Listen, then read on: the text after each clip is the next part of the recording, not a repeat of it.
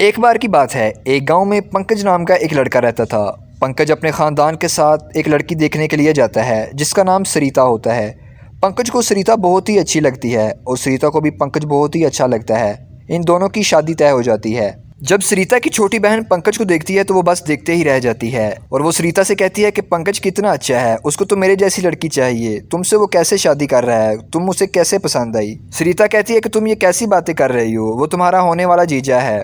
कुछ ही दिनों बाद इन दोनों की शादी हो जाती है। वो बहुत ही खुशी से रह रहे होते हैं। सरिता अपने ससुराल में बहुत ही खुश होती है। पंकज उसे आए दिन कुछ ना कुछ बहुत ही अच्छा गिफ्ट करता रहता है। सरिता को बहुत ही खुशी होती है कि मुझे इतना अच्छा ससुराल मिला। कुछ दिन गुजरते हैं कि सरिता की माँ बहुत ही बीमार हो जाती है। सरिता पंकज से कहती है कि मेरी माँ बहुत बीमार है, क्या मैं 2-4 दिन अपनी माँ के पास ठहराऊं। पंकज कहता है हाँ कोई बात नहीं, जैसी तुम्हारी मर्जी। मुझे तुम्हारी याद तो बहुत आएगी पर हम फोन पर बात कर लिया करेंगे, तुम जैसा चाहो वैसे कर लो। सरिता अगले दिन पंकज के साथ अपनी माँ के पास चली जाती है। मालिनी जब पंकज को देखती है तो वो बस उसकी ही खातिर तवाज़ो में लगी रहती है। सरिता को वो भूल ही जाती है। सरिता को मालिनी का ये व्यवहार बहुत ही बुरा लगता है और वो मालिनी से कुछ नहीं कहती।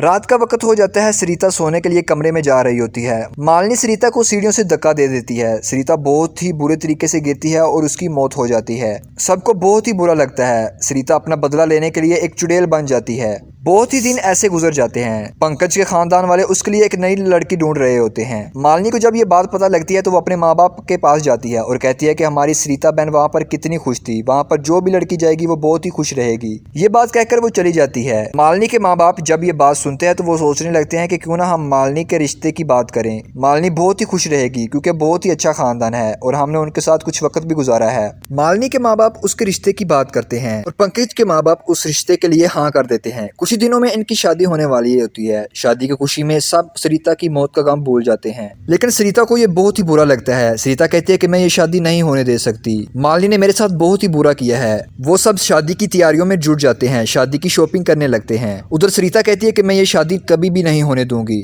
मालिनी अपनी माँ के साथ शॉपिंग करने के लिए जाती है और वो अपने लिए एक बहुत ही खूबसूरत लहंगा पसंद करती है। वो लहंगा पहनकर शीशे के सामने खड़ी होती है, अपने आप को देख रही होती है और कह रही होती है कितना खूबसूरत लहंगा है कि अचानक सरिता की चुड़ैल उसके पीछे आ जाती है। मालिनी ये देखकर बहुत ही डर जाती है और चीखने लगती है चुड़ैल चुड़ैल चुड़ैल। मालिनी की माँ आती है और कहती है कि तुम ये क्या पागलपन कर रही हो, कुछ ही दिनों में तुम्हारी शादी है, अगर तुम इसी तरह करोगे तो वो रिश्ते से ना कर देंगे। मालिनी कहती है कि माँ चुड़ैल है, वो मुझे क्यों डरा रही है। मालिनी की माँ कहती है कि ऐसी पागलों वाली बातें मत करो, कोई नहीं है यहाँ पर। सरिता की चुड़ैल रोज उसे डराती। एक दिन मालिनी सोने के लिए जाती है। जब वो कमरे में दाखिल होती है तो सरिता की चुड़ैल उसके बिस्तर के नीचे होती है। जब मालिनी सोने के लिए अपने बिस्तर के पास पहुंचती है तो सरिता की चुड़ैल उसका पैर पकड़ लेती है।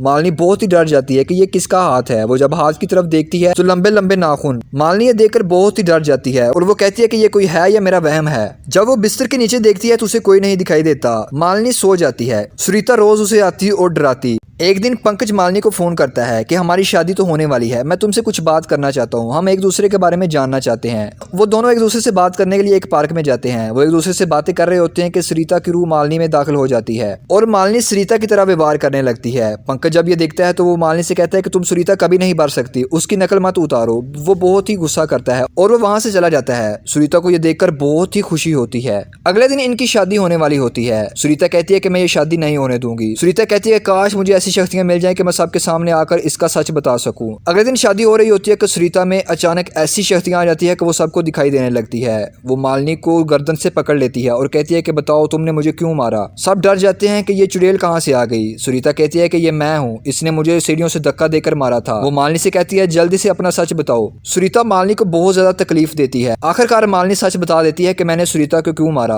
पंकज कहता है कि तुम इतनी बुरी हो, तुमने मेरी सरिता को मार दिया। सरिता पंकज से कहती है कि इसने मुझे मार दिया आपको हासिल करने के लिए। पंकज कहता है कि मैं ऐसी लड़की से कभी शादी नहीं कर सकता जिसने मेरी सरिता को मार दिया। तुमने अपनी बहन को मार दिया मुझे हासिल करने के लिए। जब सरिता मालिनी का सच सबके सामने ले आ जाती है तो उसकी आत्मा को शांति मिल जाती है और पंकज भी उससे शादी नहीं करता।